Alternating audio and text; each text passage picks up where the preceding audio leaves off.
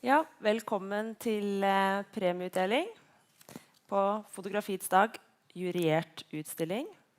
And I will now try to do it in English because this award ceremony is live streamed on YouTube because we have many photographers from all over the world and some of them will surely attend to this award ceremony. Live here from Horten, Norway. Yes. Okay. So first of all, I'd like to read the jury statement. Photography plays an essential role in staging, documenting, and experimenting with the concept of identity. With the aim of this medium, a photographer can take charge of how they represent themselves. For Bergenhøg, photography was more than a technique. It was a free space that created an intimate public sphere. How can we use photography today to explore various forms of identity? For the second year in a row, the Juried Photography Day exhibition was open to participation from international photographers, and a total of 343 entries were received, that in each their own way addressed this year's theme. We received everything from personal stories and documentary projects to conceptual art. Many of the entries are full of joy and humor, while others are deeply serious and even alarming. The fact that this year's Photography Day is a queer edition is also apparent in the entries themselves, and for the jury, it has been highly educational to read through the various project descriptions and gain insight into the state of queer life globally. The 61 photographers who are being shown this year at the Photography Day exhibition have all been chosen because they explore gender identity in an intriguing way through the medium of photography.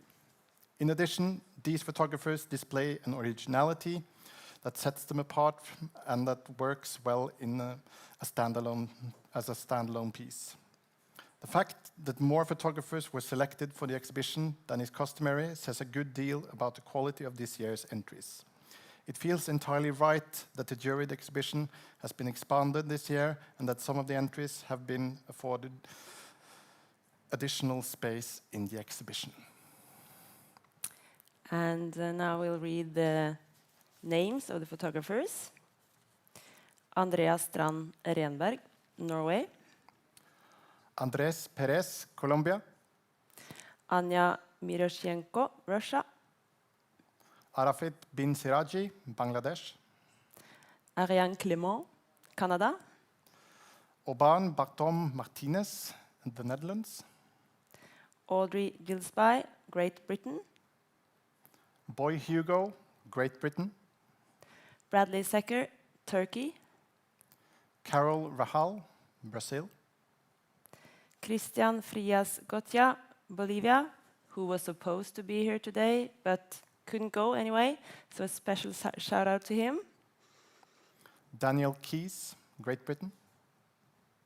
Dawn Woolley, Great Britain. Derek Sargent and Jess Smiley, Norway, Germany, and Austria. Elizabeth Diaz from USA. Facundo Alegre, Argentina, who is here today. Is he? He is here. Hello. Frederick Aranda, Great Britain. Frederick Scholz, the Netherlands. Giuseppe Diaferia, who's also here. Hey! Gökhan Tanriover, Spain. Hossein Fardinfard, Netherlands. Ian Tivo, Peru. Irina Kovalchuk, Russia, China, Colombia. Irina Werning, Argentina. Jojo, Great Britain. Giulietta Pestarino, Argentina. Karim, Iraq. Kene Nwatu, Nigeria. Lampe, Norway. Laura Ma, France. Lincoln Ling, USA. Lisa Groskopf, Austria. Also here today. Hello. Lauren Hinz, Germany. Luana Rigoli, Italy. Masidiano Cespedes, Argentina. I apologize for any mispronunciations. Matthias Alival, the United States. Mathieu Croisier, Switzerland. Melissa Peritore, Austria. Michael Joseph, USA. Michael Young, USA. Mirai Patel, USA. Miriam Stenevik, Norway. Michel Moreno, Great Britain. Muhammad Rabikul Hassan, Bangladesh. Mona Ulrike Skanke, Norway. Is here. Hello. Ngadi Smart, Great Britain. Orsun Kara Mustafa, Turkey. Paula Fitere, United States. Raymond Dakua, Belgium. Scallywag Fox, Great Britain. Sean Lee, Singapore. Shia Conlon, Finland. Sick Girl, China. Sofia Massini, Italy. Tommy Ka, USA. Trygve Skogran, Norway. Valentina Sinis, Italy. Vanna Bowles, Norway. Sante Hutchinson, Great Britain. Yuhirai, France. Zabed Hasnain Chaudhuri, Bangladesh. And now to the prizes. So just have the right, The right notes. yes, important. Very exciting. Okay, so I'll read the first one that receives the honorable mention from the jury. That is Tommy Ka, USA. Tommy Ka's project, Return to Sender, is a photographical performance project based on a fairly simple premise. In each picture, the photographer lets himself be kissed by strangers, friends, acquaintances, actors, boyfriends, and ex-boyfriends, without reciprocating the kiss. All the pictures were taken in the evening using a long exposure, something that requires that the sitter stay still for more than a mere moment. The kissers have thereby had the power to control how they are being represented in the pictures, even as the photographer himself seems passive. This passivity alludes to how gay Asian men are portrayed in popular culture, even as the title Return to Sender expressly rejects such portrayals. Given that it is Ka who is the one taking the pictures and staging the situations, he is ultimately the one who is in the position of power. Congratulations to Tommy Ka.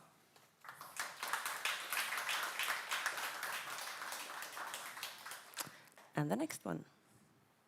Okay, I'll read the statement because apparently this is their artist statement and not the jury statement. Okay. So I'll just swap through my notes. It's here. Sorry about this. Over the past 5 years, these two photographers have collaborated on an artistic research project where they have explored historical personas who have influenced queer non-conformist culture. The culmination of the research is always a pilgrimage to the graves of these people, as documented in video footage and photographs. Equal parts humorous and serious, the pictures endeavor to make an important point, namely that the queerness of these individuals has usually been airbrushed out of the historical narrative. The pictures therefore set up an alternative historical archive that hopefully can help change the way in which such people are referred to in the future. Congratulations.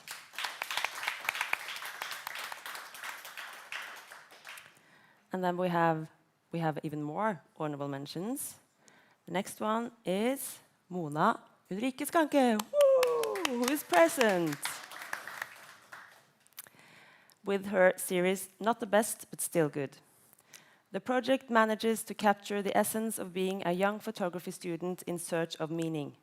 Showing friends during select moments in the photographer's life, the pictures work well in the nexus between reality and fantasy, precisely because the snapshot technique makes it ambiguous whether any given situation has been staged or is real.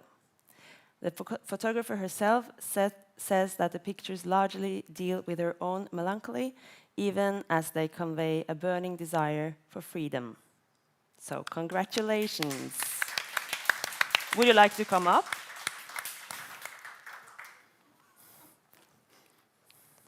When we have someone here, it's very nice to show you.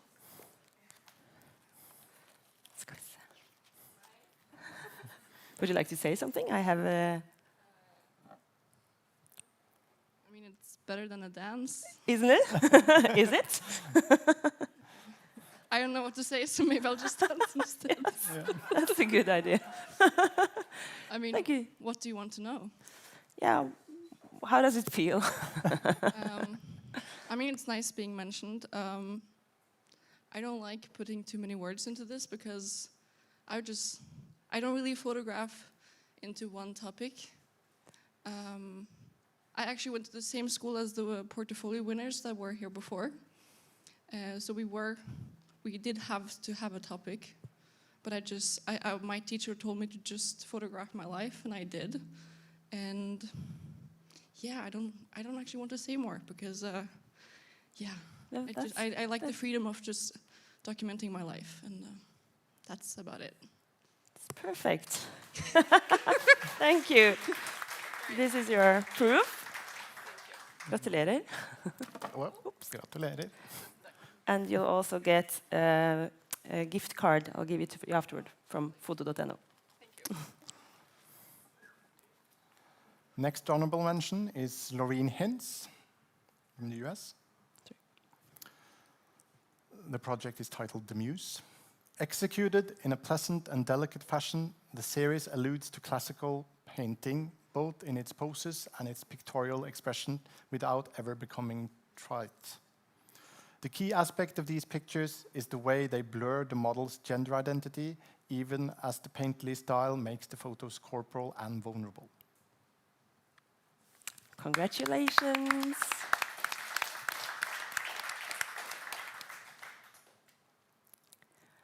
And the next honorable mention is also from Norway, Miriam Stenevik, but I don't think she's here today. She is! Whoa! Fantastic! Come on up. Okay, we can read it first. Yeah.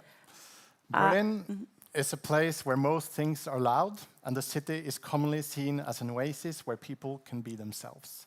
But there is also a simmering homophobia under the surface, and hate crime is on the rise. Showing people in a city that is often described as a mecca that queer people from around the globe seek out, Stenevik's photos manage to take the pulse of the personal stories and of the diversity that queer communities represent. I have a bad back. Okay, come on. Oh, sorry. Okay. Oh. Thank you so much. Don't fall down. Thank Okay. you. Hi. So, I need to say something. Sorry, where's the microphone?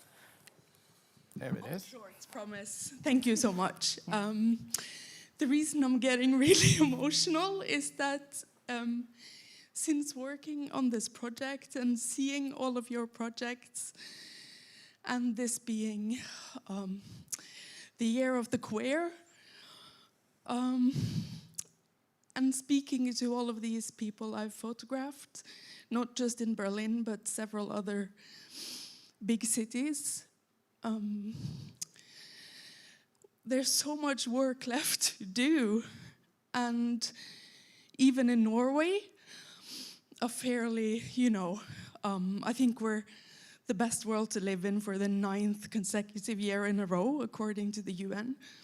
And even in Norway, hate crime against the queer community has skyrocketed these past years.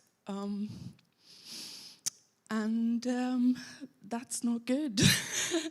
Yeah, so, and it just hits me that it really shouldn't be up to the marginalized group to fix these things.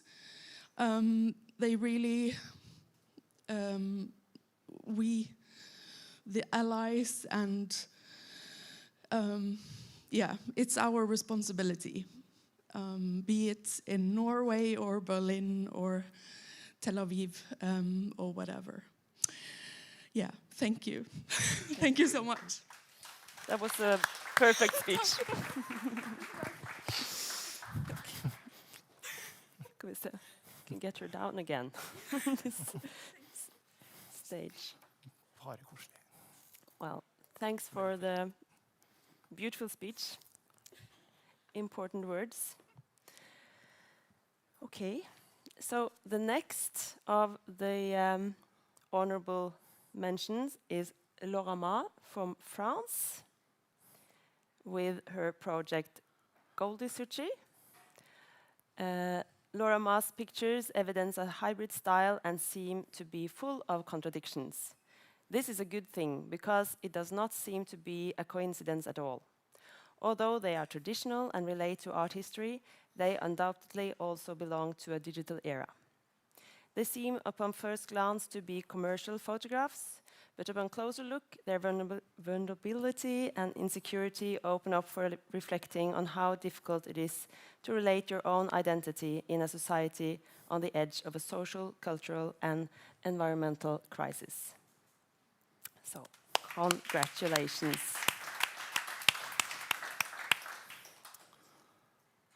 And now we've arrived at the winners. So the third place goes to Shia Conlon, Finland and Ireland. Yeah.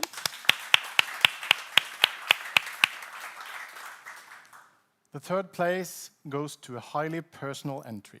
The project began when the photographer had to decide whether he wanted to go through the Finnish Health Service rigid system of psychological testing and perhaps even to have to be sterilized in order to be offered hormonal therapy, or whether he wanted to go through the process alone without any medical assistance.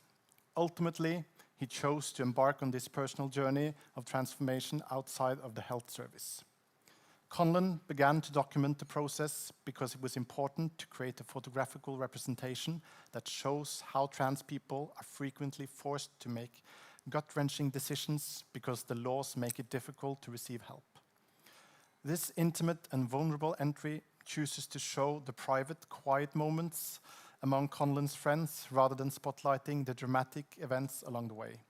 The project is warm and personal, and because the pictures are so low-key, they manage to put people in front and center of what is far too often merely a subject of political and academic debates. Mm-hmm. And we have a little thank you speech from Shia. Hi everybody at Priest Museum. My name is Shia Conlon and I want to say thanks to the organisers of the festival for organising this and to the jury for awarding my project Sites of Dreaming third place. I'm really honoured and thank you for the kind words also. It's nice to be able to get some feedback about this project. I began this project right before COVID hit, and in that way I feel like it's also doubly nice to be able to read some feedback about this project because it's been displayed in a few places that I haven't been able to travel to, so to actually hear in words how people have been affected by the project or what they've thought has been really meaningful for me.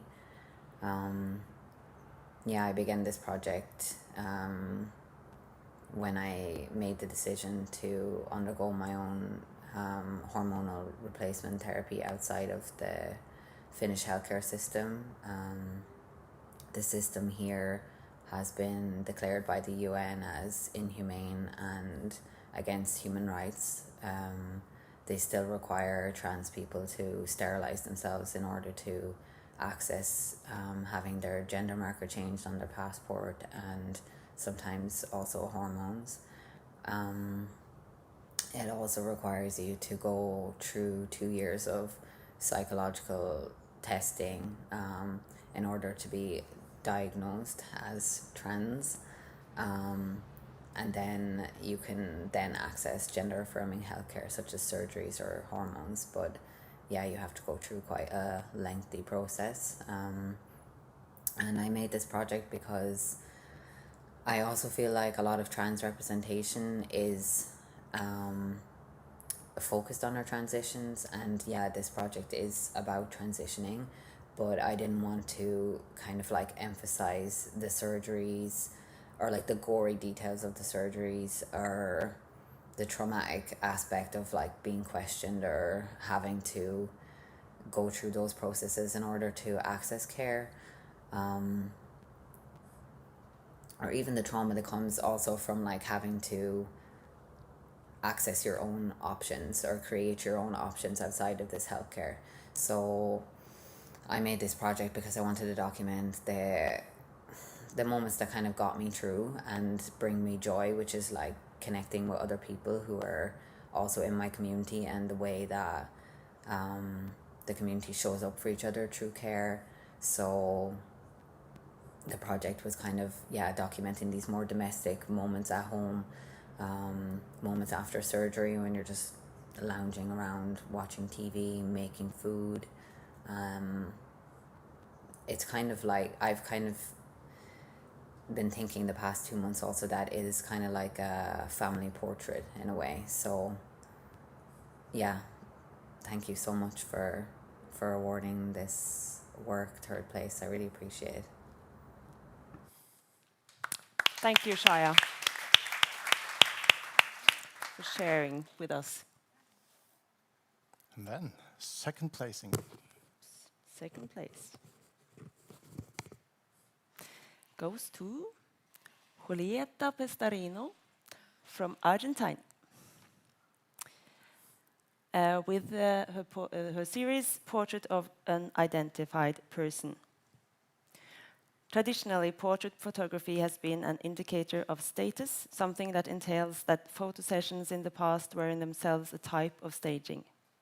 By using archival material of unidentified people from the National Institute for Cultural Heritage in Ecuador, Pestarino has juxtaposed and reworked pictures of women and men in order to disrupt our expectations.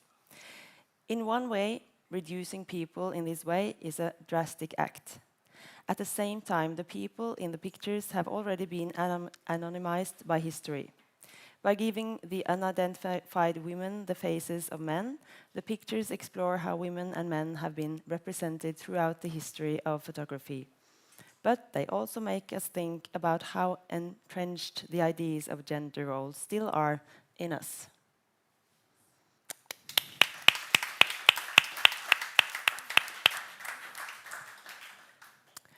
And we also have a little speech from Julieta. Hi, Press Museum and everyone. I'm Julieta Pestarino from Argentina. I'm delighted to be participating in this Photography Days 2022 queer edition with my photographic series Portrait of an Identified Person. And I'm really happy and grateful to receive this second prize. Many thanks to the jury and all the people working in the organization of this contest. For me, this award is very important. It's almost a dream come true. I made this series Portrait of an Identified Person in 2015 during an artistic residence in the city of Quito, Ecuador. At that time, I didn't know Marie Hoeg and Bolette Berg photographs, but when I discovered their work a few years later, I couldn't believe how many connections there were between my work and their photos. Despite the distance between Norway and Latin America, between the end of the 19th century and the beginning of the 21st century. I made this series in a very intuitive way, almost playing. I was working as a digital photo researcher at the moment, and I really wanted to do something with all photographs without no knowing exactly in what format. I visited many archives in Quito and I looked at many photos from the end of the 19th century, and I realized that the portrayed people were almost men. There were some women, but far fewer. And following the rules of the archives, all the portraits were catalogued under the heading Portrait of Unidentified Man or Woman. I was shocked by the inequality, and I found this anonymity very violent. So I merged digitally men's faces onto women's bodies to create new people who broke all these rules of dress, behavior, and representation. Through this strategy, my intention was to reflect on how photography worked as a tool to enforce social standards. So when I met Marie and Bolette photographs, I felt that they had already done the same thing but 100 years before. And I was convinced at that moment that these photos should know each other and be together. But I thought it was, or it would be impossible. That is why this award is so important to me, because it made possible to join these photos despite the geographical and the temporal distance. Thank you very much to the museum for organizing this prize. Thanks a lot to the jury for selecting my work and for the prize. And many thanks to all the team that organized this event to celebrate photography and diversity. Thank you. Thank you, Julieta. So we're down to the first prize. Yeah, should we have a drum roll? Irina Werning, Argentina.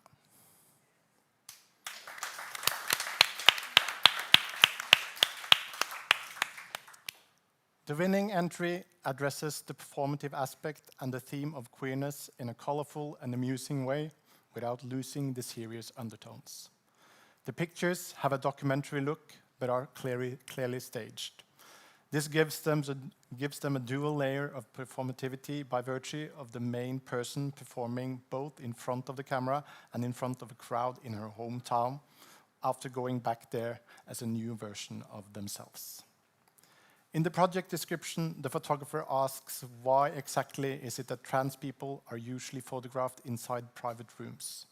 In the series Tam's Comeback, we get to see what happens when the non-binary dancer Tam, who currently resides in Argentina, travels for the first time back to their small hometown in Bolivia, venture out into the streets and meet people. It's hard not to be infected by Tam's joy and vibrancy just by looking at the pictures. Contrasts between Tam and the traditional small-town life in Bolivia are significant, something that makes the pictures a perfect starting point to reflect on how being queer, despite also being a struggle against hidebound conservatism, is most of all just about wanting to be the person that you are.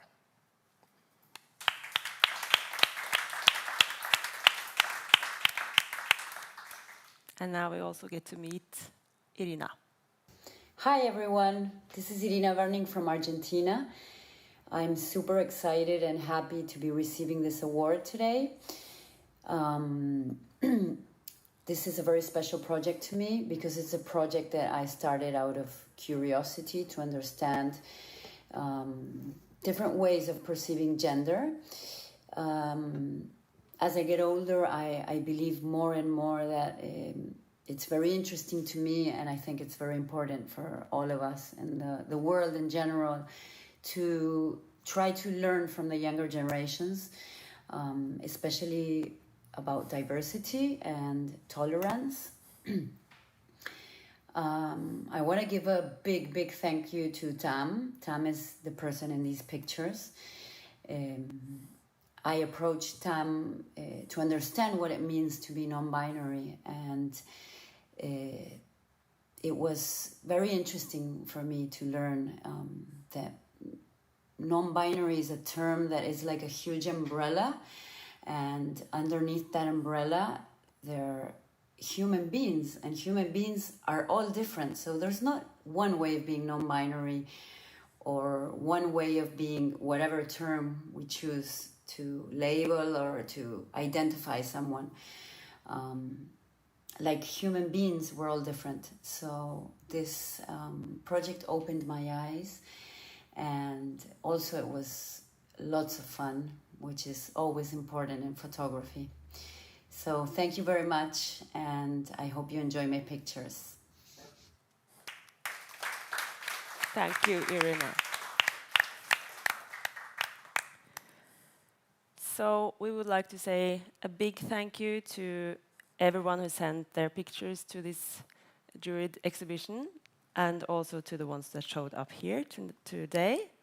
And please go and see the exhibition. We will hang up the jury statements. The jury statements on the winners and honorable mentions. And enjoy the exhibition. It's for a very short time, unfortunately. Yeah. And back here again at 4. We will have a speech by Lilan Chepstow-Lusty, so come back for that. And enjoy your day. Thank you. Thank you.